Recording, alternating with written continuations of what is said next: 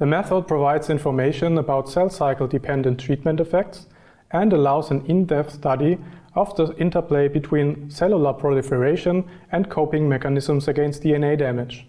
This method combines important endpoints from the DNA damage response, including double-strand break recognition and repair, cell cycle effects, and eventual cell death by apoptosis into one comprehensive assay.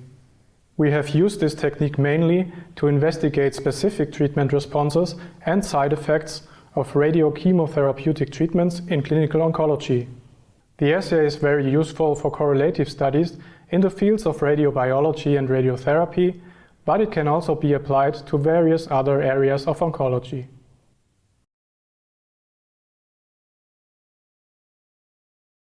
After collecting the cells from the culture according to standard cell collection procedures, resuspend the pellet in 1 ml of PBS and transfer the cells into 2 ml of fixation solution in a hood.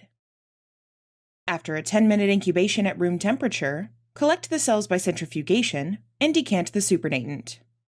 It is important to fix the cells as a single-cell suspension and to keep the fixation time constant for all of the samples. Give adherent cells enough time to detach to obtain nicely rounded cells for analysis.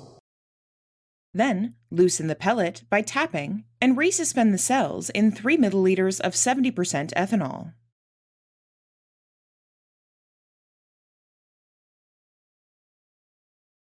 To wash the cells before staining, sediment the cells by centrifugation and loosen the pellet by tapping.